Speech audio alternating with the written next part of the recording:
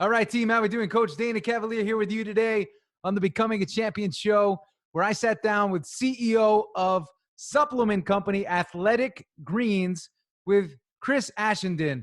And it was a great conversation because, man, he created such clarity as to what it is to be an entrepreneur. Most people see that he's built a global brand in the health supplement space. He's got one of the top green supplements in the world, Athletic Greens. And he was pulled back a few times. He had a couple of failed businesses that didn't work out. He lost money for his parents. He lost money for his friends who were early investors in some of his other companies. But he never quit. He kept going. He kept pushing himself forward. He took 5 years off and ended up working in a used car lot. That's what it takes to get to the next step in your life. That's what it takes to be great. And that is what it takes to have success. So I hope you enjoyed today's show with Chris Ashenden on the Becoming a Champion show. And if you enjoy it, make sure you give us a subscribe, give us a like, sit back, relax, and enjoy the show. See ya. But it's on my list. I was just watching a special the other night on Amazon about the All Blacks. Love the mate. It's rugby's a religion down here. You've got to come down and check it out. It's pretty cool. Yeah, I figured we'd start off with the haka today. No, I'm just kidding. No, but it's cool. I wanted to touch base with you because I appreciate, what you do, and I appreciate how the brand definitely stands out. And, just kicking off today's a conversation between, two guys. But I wanted to ask you, were you always an entrepreneur? Yeah, I've basically been an entrepreneur since I was really, really young, and it's always been the ambition. I don't know what gene I got, or if my parents dropped me on my head one time too many, but that's always been the deeper driver, man, is to go out there and have a crack at things. Yeah. Were your parents entrepreneurs or?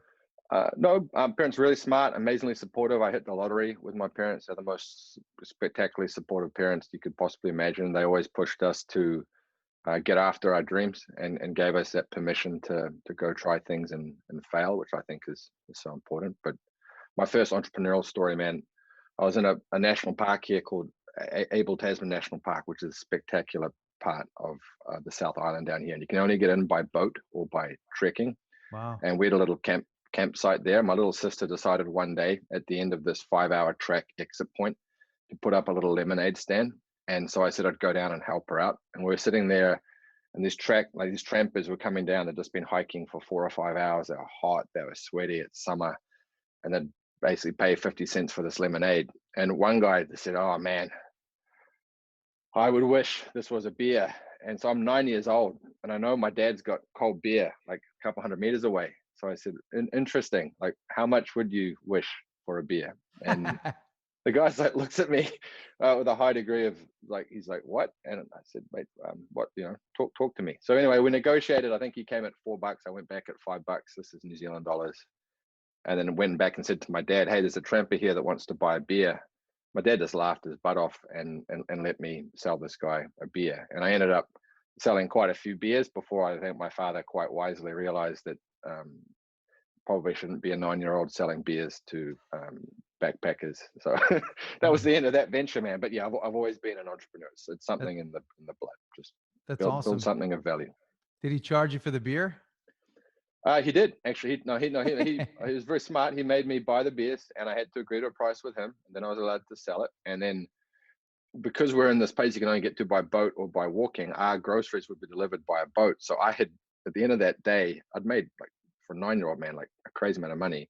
I'd phoned the grocery guy and added like 2 or 3 slabs of beer to the next order. And when we were picking up the food off that boat, and my dad saw me unloading a whole bunch of slabs of beer, I think that's when he had realized that it had gone a little bit too far, and he pulled the pin very, very wisely in hindsight, I think, because you were having license laws. Hey, you were having success though. Yeah, I was, man. It was amazing, and I have to give my dad credit for letting me have that space to go and do that. But it was I learned a lot. So going from the beer stand, lemonade stand, I find your journey interesting, but what was your next step? What was as you're moving from 9 and you're moving into your early teens, who was Chris? What were you into? What was your thing?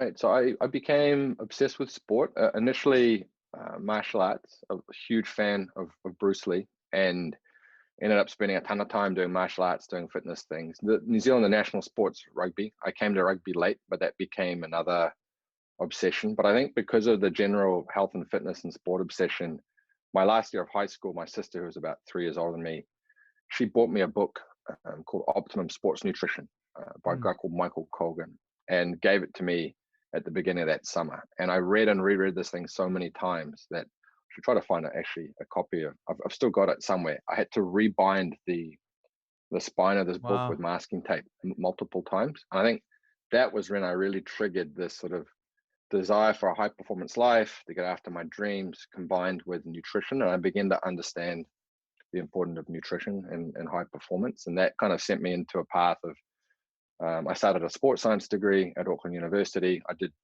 It's a 3-year degree. I got right to the end and dropped out to start my first company, which was a nutrition company, a supplement company, and that didn't pan out. So that was kind of the beginning of my formal entrepreneur Yeah. journey. What So I love how you brought that up, how it didn't work out. Looking back on that, why didn't it work out? You're a qualified guy because you went on and had success as an entrepreneur. But in that moment, why do you think that business didn't work out? Or Right. So I didn't take responsibility enough early for a lot of the lessons that were learned in that business. And I think the initial assumption that I could take, well, I was very naive, didn't really understand much about how the whole thing worked, but I had a strong customer insight. And I think the understanding, uh, being close to your customer, having that deep customer insight, I think is part of why so many entrepreneurs can figure out innovative solutions to problems, sometimes better than massively funded companies can, just because they're fundamentally closer to the problem. So I think my idea was great. My execution was absolute rubbish. And when that sort of business failed, I felt sorry for myself and Mm. lost a lot of my confidence and mojo. And it took me many years to stand up and actually take responsibility and take ownership and put the power for everything that happened back into my own two hands. And it wasn't really until I did that my life path began to re-accelerate at a crazy rate. So the lesson of that business wasn't so much that it failed, because I was learning, but that it took me so long to step up, take responsibility, own the lessons, and on the basis of those lessons, go straight back at it. And I think if I'd done that in 3 months, after it sort of all collapsing, as opposed to multiple years later, I just would have gone straight back and done the same business, but smarter. Yeah. And what'd you do during that time in between? Because that's always a fun time to talk about.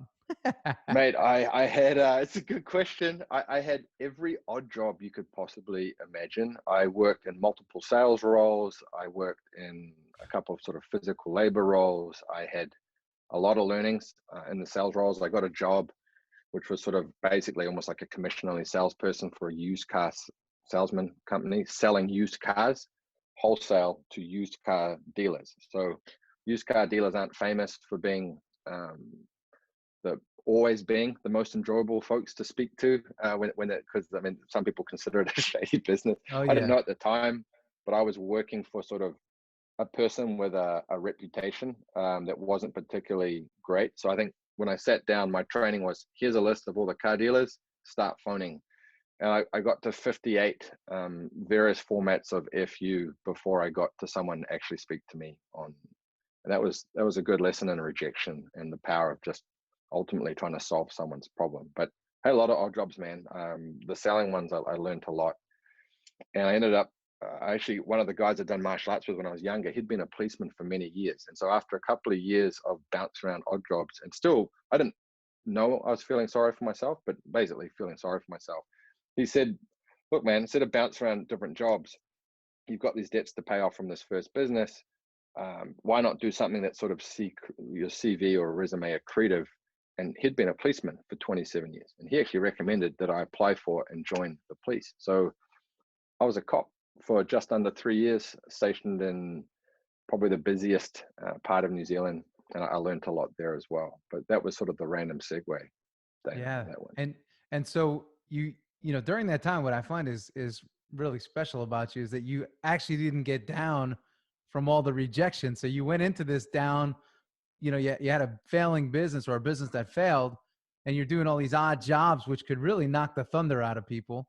You're doing the sales piece, you're getting rejected. How did you start to lift the plane up?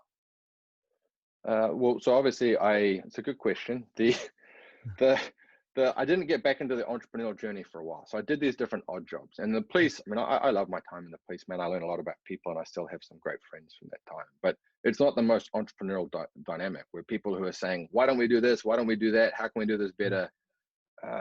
It's not sort of that sort of thinking isn't particularly encouraged, and perhaps with good reason. So it wasn't really until I'd been sitting in the police for a while, and I had these crazy long commutes from where I was living to where I was stationed a few times, that I started rereading all of the various books that I'd read earlier, like the Rich Dad Poor Dads, the various Think and Grow Rich, and sort of all these basically personal development, think entrepreneurially books. And I started thinking, I felt this growing level of dissatisfaction, and I realized I wasn't really pursuing anything that was my calling, that I was more interested in other things. I wanted financial freedom. I wanted to build something. And I ended up sort of, while I was still a policeman, to sort of come into the conclusion that I wanted to get back into something. And I think, and this is something I think now that is so advantageous to people who want to go and learn, is that they can access coaches, mentors, people like you, people who are willing to share their knowledge and help people for free, and it's easy to find. And so back then it was a bit harder to find, like the how. So I was reading different books, and I read a book on real estate, on how to do up and sell houses and how to invest in property. And I could suddenly see a how, like I can do that. I can see how to do that. And so I started doing that. And my early entrepreneurial journey was literally buying houses, doing them up, and either selling them or renting them. And that was sort of my first sort of successful business foray. Yeah. And then, so for you at that point, this is what I want to know. Where does the fork split to where you say, hey, I'm having success doing the real estate thing now. I'm either flipping or I'm renting. Let me go do something else. Like, you started to go off on another path. Well, man, so my life passion has always been health and fitness, and that's what I started with in high school. It's what sort of pushed me to university, and I always kept my foot in the door. And I'd always been reading, learning, studying, and training people. I had a personal training gig for a while. I had a nutritional coaching gig for a while, and it was sort of, the undercurrent was, my deeper passion is helping people live a more spectacular life, starting with this health and fitness dynamic. And after that real estate piece, I traveled the world for a while. Then I had a finance company. All of that stuff got wiped with the global financial crisis. I had some pretty dark times with litigation, bankruptcy, sort of absolutely going back to the bottom of the well to then dig out and come out of it. And prior to all that sort of financial collapse, my health had fundamentally collapsed. And I'd ended up, despite looking the part and thinking I knew exactly what I was doing as it related to health and fitness, it basically, man, ended up getting sick 4 or 5 times a year, and got to a certain point where I decided enough is enough. And I ended up at a clinic in Phoenix, actually, and spent a ton of money on every blood stool test you could possibly imagine to try to get to the root of what was going on. And that was when I found out what I thought I'd been doing. Most of what I thought I knew about health and nutrition was actually incorrect, especially the nutrition piece. And that sort of, my body just wasn't absorbing nutrition properly, like nutrients properly. So their solution was $100 a day, customized to my biochemistry supplement regime. And I went looking for a better solution. And then not shortly thereafter, sort of, there was a financial collapse, and I went, I'm going to rebuild my life. I'm going to do it around something that I'm deeply passionate about. And so it all became fundamentally around, how do I take the friction out of covering my nutritional basis every day in the simplest, most high efficacy way possible. And out of that journey, a new business was born, one that I'm insanely passionate about. I was customer number 1. I always thought as my parents as customers number 2 and 3. I mean, it was my problem I was solving. It was, I was the entrepreneur, not the scientist, but it was like my solution or our solution to to the problem, which I'm insanely passionate about again. So I've been very fortunate since then and one of the things I'm most proud about, Coach, was that when I was at the darkest time, the worst moment, the decisions I made about how I was going to rebuild my life were all based on what am I going to feel the most satisfaction about having built way in the future from now, not what is going to be the fastest way to get out of this hole. So Yeah. I'm pretty proud of that. No, that's awesome. You focused your eyes on your passion and really a solution that you were seeking for yourself. Yeah, exactly. And I think being like to the earlier point on, I think one of the reasons why entrepreneurs frequently do well is if they're closer to the problem. And Mm. in this case, that was my problem. It was my solution, and it has been my passion to help other people step up and have a spectacular life utilizing that solution. And so I'm pretty happy, man. If someone once said to me, you've got this great business, it's going well, why don't you sell it? And the point is sort of, and do what? That's true. It's a good point. You know, it's interesting as you're explaining your journey. It certainly wasn't easy, and there were definitely those. It sounded like there were quite a few down moments, and you know, I find, and even in coaching executives today, that a lot of these down moments and the bankruptcies, litigation, all that stuff can cause that downward or that health spiral, oftentimes.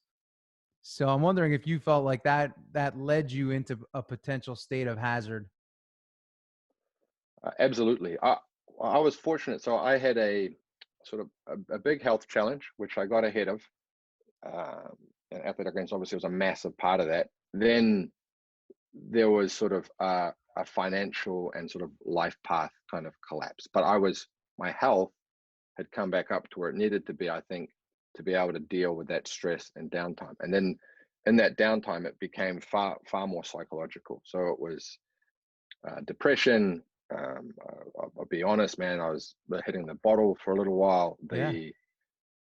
They weren't good times from a psychological standpoint. So it was the psychological health, and I was insanely passionate, and I still am, man, about the fundamental drivers for happiness. And I think, again, like one of the things I'm most proud of is I could have gone for shortcuts when I was in that hole, and I'm really proud of the decisions I made to just build something that I would be proud of for the rest of my life. And I think that sort of, and it'd be interesting how you found it with a lot of your clients, because I'm sure you deal with a lot of people who've done some pretty spectacular things. The level of dissatisfaction I felt at the bottom, once I got my head over the depression, and sort of I used a few different things to do that, I then had this insane clarity of purpose. So once I was actually out of the bottom of the dip, and particularly psychologically, I was back in a good place. I had a purity and a focus, a purpose, man, that was actually very liberating and very empowering, because I knew exactly what I was doing, why, and I just focused on every day, just doing the one thing every day to move towards that goal. And that was sort of a horrible 2010, like just absolutely brutal. But 2011 to 13, man, were just spectacular growth years. Yeah. No, it's common. You know, it's like you have to see darkness in order to see light sometimes. Yeah, I think so. Unfortunately, I wouldn't want to go through what I went through again. And I think humanity, and particularly people who thrive on growth and contribution, like there has to be struggle. And I'm sure you've seen it with your clients. Like struggle is part of the human existence, but I think suffering, I'm not talking about, doing some Tabata intervals, but like prolonged suffering does not need to be part. I think that there are moments in life where you're going to have horrible things happen, a family member die, something bad happen. You'll have this intense short period of suffering. And I think struggle could be sort of phased through intentionally, but it's definitely part of the human existence. But that prolonged suffering, I do not think it should be part of how we go through. So when Yeah. people are suffering or in those dark periods, I think getting out of that mental hole as fast as possible is incredibly important. Yeah, no, absolutely. And there's some folks, they get in that spot and they don't know how to break that pattern. That's what I found interesting about what you're saying, is how you were able to break a pattern that could easily become very comfortable. Well, the pattern in terms of, so I was sitting there, man, and I was I literally had lost the money, lost my parents' life savings, lost their house, lost the money of a ton of people.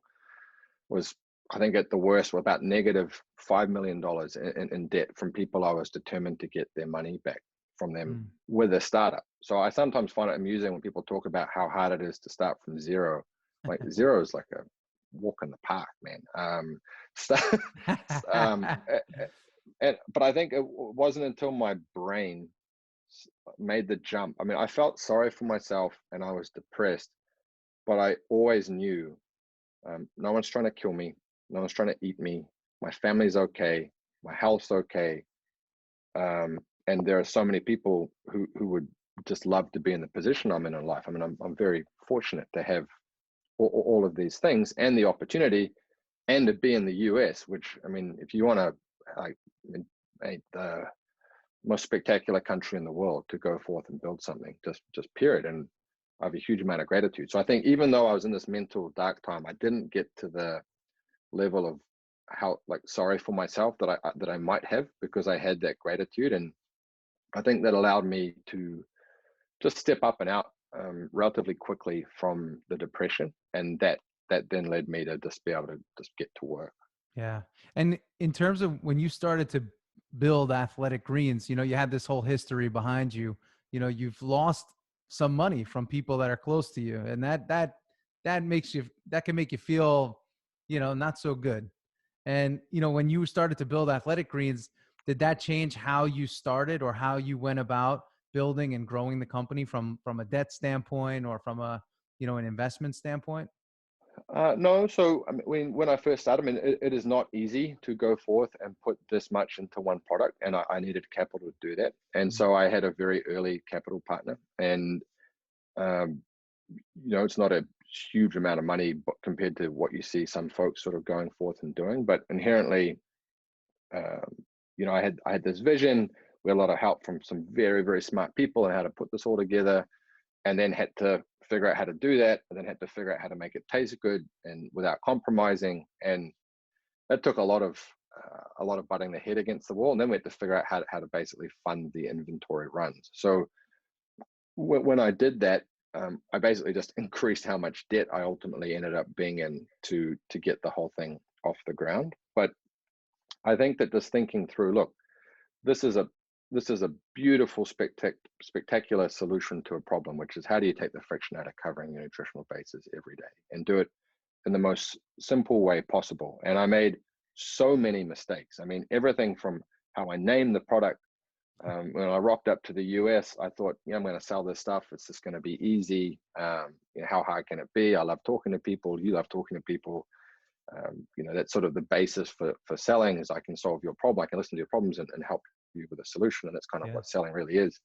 How hard can it be? And I came to the US, man, I got my butt handed to me, and it was pretty hard. So I think I sort of went right through the small amount of effective living capital I had, and the low point financially, which happened just after the low point psychologically. There was, I mean, I think I had at that stage like $500,000 of inventory, sort of fixed costs that were sort of 4 to 6 grand just for warehousing, fulfillment, and other things. Mm. No income, and I was going through the couch looking for change to go like buy rice and beans from a little Cuban store right down the road in Miami. And I can remember, and that was kind of my financial low point. Man, I took a screenshot of my bank account and just said, which had negative 2 grand in the corporate account, and I think $60 in my personal account, which got down to zero, and just said, remember this feeling. And I can still remember that feeling. So I think that hustle dynamic, being very efficient with your capital, really thinking through, we're in a business for our customers. What's the best way to sort of solve a problem for our customers, and then build a business model around that, has allowed us to be very capital efficient. And despite the fact we have a product that most of the early advisors that I had said, you've over engineered this, you don't have the margin, no one cares that you've got this sort of ton of different products in one. And I back myself that I actually think the customer experience, and the simplicity and the quality and the efficacy and no compromises, like the things that matter to me as a Mm. customer, matter to other people enough that they'll stick around, and we'll make it all work. And that was the gamble I basically made with my life, from negative, whatever the final number ended up being, just as like 4.9 million was, I think, my worst net worth day. And just built it from there, man. But I did have that focus and that belief that, look, if people understand it, if they take it, if they realize this is a habit you do every day, I just need the support of customers who get it, and we're off to the races. And that's literally been the case. We've grown the business one great customer at a time. Yeah. And, I love that you said that, because that's what I was going to ask you. You have this unique product, you have a warehouse filled with inventory. You're basically broke. Your company, has a cash requirement each month that you're hoping you're going to be able to make. And I think a lot of people that are starting businesses today, they could relate to this. They have a great product, but they're not getting that turn that they're looking for. How did you jumpstart Athletic Greens? Like what were, I know I'm taking you back a little bit, but how did you start moving that inventory? Because, I'm sure you weren't doing digital ads and things like that at that point. No, I tried a lot of different things. So I ended up, like I said, I was pretty confident. So we managed to get the money together for those first inventory purchases, put the product on a ship. I fly ahead of the ship to the US, and then literally everything just starts breaking from there, right? Because I thought it would come off the ship and I'd be off. And my intention long term was always to engage in a direct relationship with our customers. I think it's the real power of this whole kind of so-called D2C, which we don't even refer to as D2C. It's the direct relationship you get to form with your customers is the real power of this business model. And I realized, look, I thought originally omni-channel, and then I started to think, actually, no, the smarter way to do this in an insanely bootstrapped environment is to get customers to come in, adopt the habit, and take our product on a subscription. And I realized, okay, out on the interweb, you have all these, or internet, I should use proper English. You have all these people who are looking for solutions or taking actions towards other things in their life. And I thought, okay, who is a group of people who has an audience who are most likely going to get this product? Because at that time, mixing up a whole ton of ingredients, a ton of them green, into sort of a powder or a smoothie, and drinking it. And I named the product completely incorrectly, calling it greens, because it's really like 8 different products in one. It just looks like a green.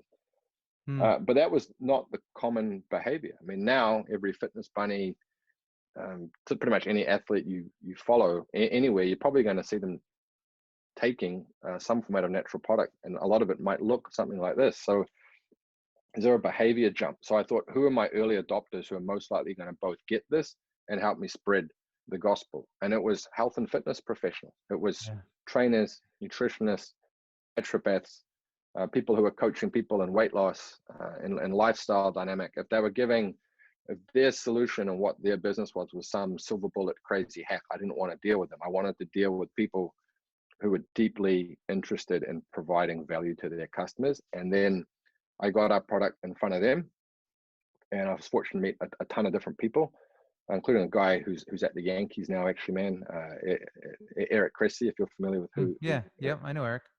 Yeah, I ended up actually training at his gym for a while. But I mean, there are a lot of people out there who have various online programs where they might sell training programs, or in your case, I don't understand your full business model, but let's say you have some program that people come in and they buy, and you have this database. And I realized, if someone like you who gets this stuff really quickly, it's much easier for me to make you realize, because you can read a label and go, damn, man, it's amazing. Clean, whereas your average person might not. But if you said, you know what, I take this, I love it, it's really high quality, it's got so much stuff in there, I think you should take it, that would then give me a platform to effectively build a subscription business. And that's what we did. So like I said, it was one great customer at a time, and it was one great partner at a time. So I literally went looking for the smallest group of people who I thought would deeply understand what we're trying to do, and then figure out how to help them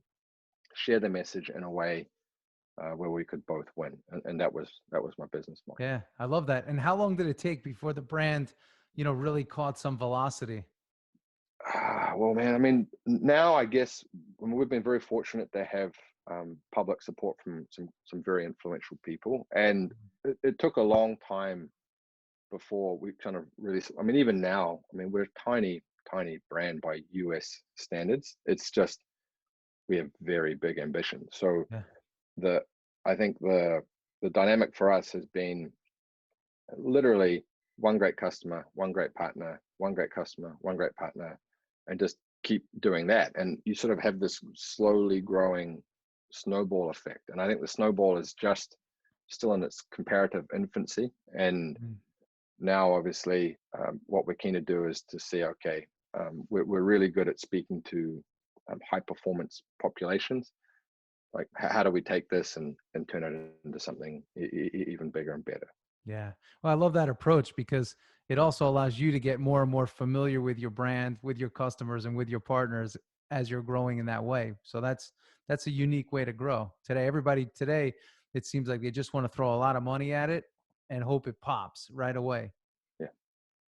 Yeah, I think that throw the money against the wall, potentially when they're backed by investors who they're looking for their 20, like their 10, 20, 100x return. Hmm. And the business model for them is like, and there are some great investors out there, but for a lot of them, then deeper incentives are not actually aligned with founders. And for us, it's always been like we're here to serve our customers. So we will grow with our customers and with the Mm. feedback from our customers. And I think this idea of like do a good enough job of serving your first customer's needs so that they reorder, and then figure out who is another person like that and do a good enough job serving their needs so that they reorder.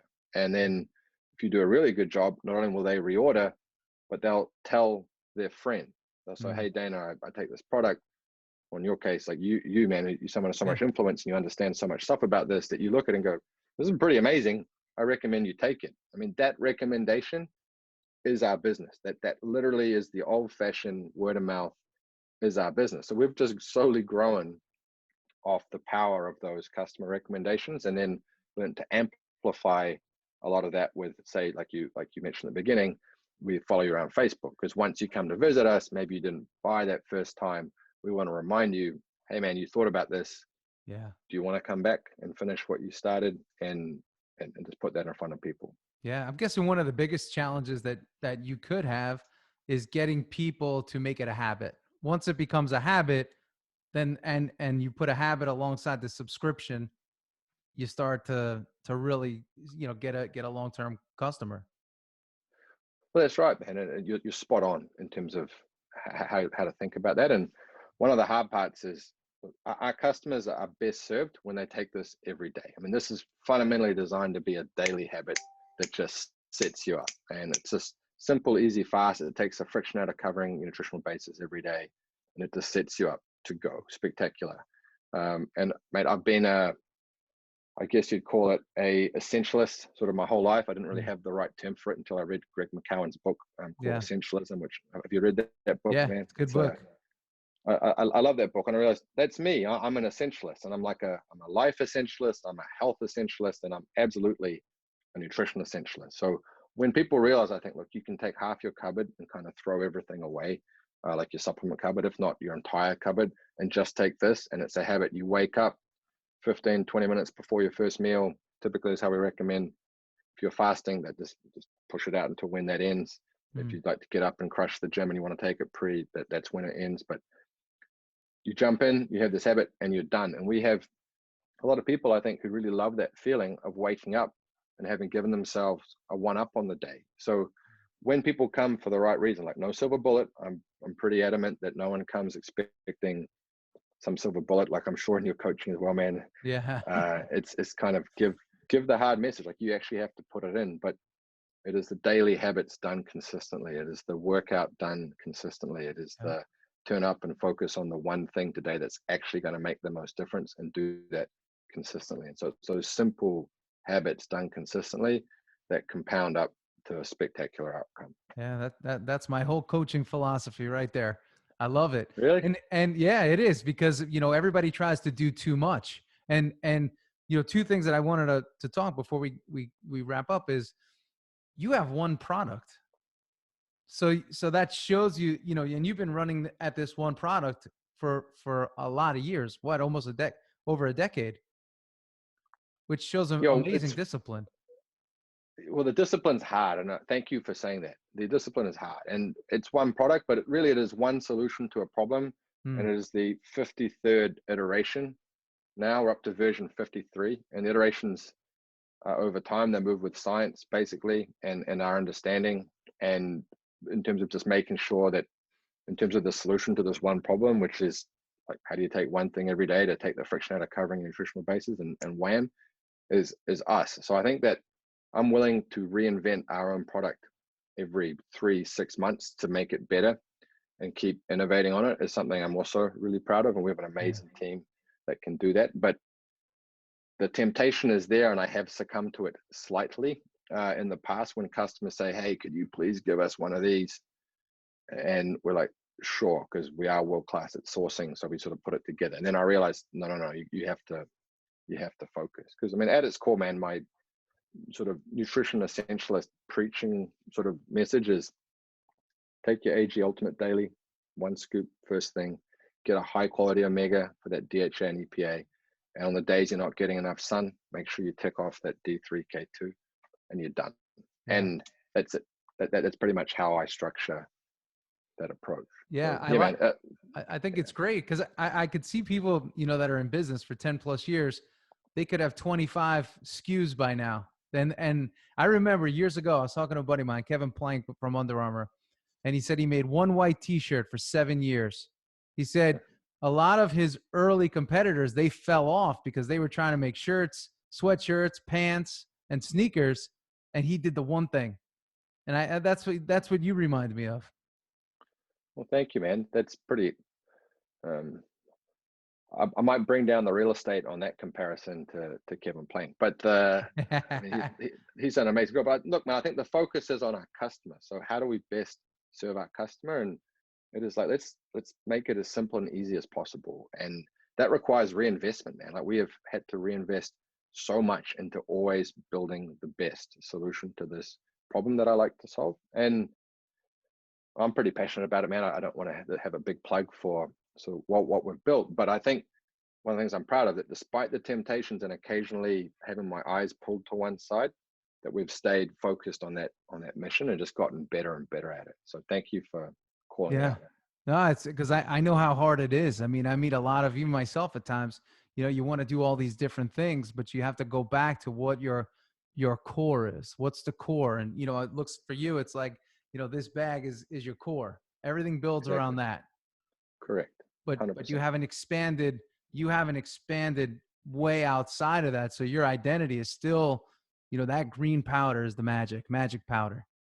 You got it. 100%. And just getting more magic every day is sort of what we're trying to do with that one. And I think one of the things that's interesting about the way the world's gone digital is the internet allows the access to the best of. So like I said, when I was first starting out, early 2000s, it was sort of find a book. You kind of have to find the book. So maybe a mentor and advisor suggests a book. Now someone can find you, and I mean they can hear someone say, "Hey, check out, coach of champions," and you can find this podcast, and you're off, and you give this insane amount of content. People can start to get the how and get that coaching and training, and the access to that is amazing because it allows a sort of a democratization to the access of the best of, or the great, or amazing. And you don't have to be someone in the Yankees, man, to speak to you now, right? Like people can come find you. So I think that approach that of saying, like, if you are truly the best at something, then over time, the way the internet works is that people can find you, man. And I think that's literally what's starting to happen more and more now. Yeah, we want to ride that wave. I love it. It almost becomes you're a magnet for the right people, and you build your tribe off those people. Exactly. And I mean, to your point on tribe, it is like I said, come join our tribe. We if you come and you're not chasing a silver bullet, you come to take ownership of your own health. I want you. and I got your back. And I don't care if your dream is to win another Olympic gold medal or is just live a more spectacular life and have more time with your grandkids, whatever it is, I've got your back. But no silver bullets. You have to take the step and take ownership. And I'm pretty big on that, right? Because I think there are a lot of people out there, particularly in the dietary supplement industry, who are just selling hot air and selling a message that isn't really particularly sincere. Yeah. And you know what I like about you too is for you, you've also priced the product, I'd say, maybe a touch higher than some of the other obviously lower cost options. So I think you're also going to get a more committed customer as well. And a question I had earlier that I didn't ask was, in being at the monthly price point or the price point that you're at for the subscription, does that help facilitate the habit where people say, hey, I'm paying a premium for this, I'm taking it, and it becomes a habit? I think so. The crazy thing is when I first put this together, we so over-engineered this product that we had the worst margins ever in the entire nutritional supplement industry. And so when people come, and like we are premium, like we literally have just obsessively focused on quality, premium, Mhm. and everything else. But if you were to try to replace what we put in there, and this is not a sales pitch, this is just Yeah, it's how okay. I've built the product, it would cost you hundreds and hundreds of dollars a month. So the crazy thing is, and this is something I go back and forth in my head, we represent a value proposition that has a huge financial advantage, but we're a premium product. So there is a juxtaposition to sort of point out, you save all this money versus, yes, we are premium. And the reality is, man, I think people who come to us and stay, to your point earlier, which was spot on, they are embracing and owning the habit. And there are athletic populations who are not professional athletes, they just care a lot about their health and fitness, Hmm. who might not be doing fine. Like they're not, these guys aren't Wall Street bankers making crazy money. But to them, man, it is so important that they give their body the best that they can to go forth and succeed. And I was one of those guys, even on my like my police salary way back in the day. And for them, it is a real significant financial investment, and I take that very, very seriously. Like I will put as much value as we humanly can into this to make sure that they're getting that pop. And I think again, like that is the key to the tribe, man. Is you work to serve your customer. Yeah. And again, you know who your customer is, which is great. You're not constantly adapting the product to be for everyone. It could benefit everyone, but you know who your customer is. And there's a lot of power in that. Yeah, and what's been interesting um, is the number of people who are coming to us who, like, we have a high performance customer who, like, there's an athletic high performance and there's like a life high performance, and you are absolutely in that category. And they come to us and they're keen. Really interestingly, a lot of people who sort of want to step up and have that sense of ownership that is starting to roll into all sorts of other areas. So Mm. I mean, I was speaking to myself at the beginning when I spoke. I was customer number one, and my parents are customers number two and three. And I think when we sort of looking to serve the needs of our customer, I think where we're at now as a company is we're beginning to get this push into what we're doing from sort of like a full standard deviation apart from our original kind of focus on our customer. And Yeah. we realize actually we can do a really good job of meeting their needs too. Yeah. I think a lot of people today, I mean, there's an interest in enhancing personal performance. The requirements today for the individual are much higher, or the expectation that we can put on ourselves are very high. So we have to have the performance profile to match. And that all starts with internal health and external appearance. Yeah. So Well, yeah, cool.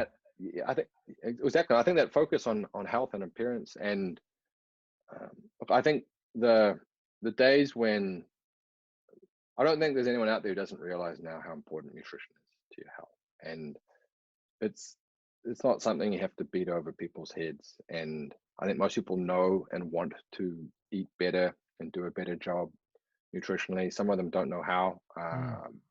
Some of them find it very confusing.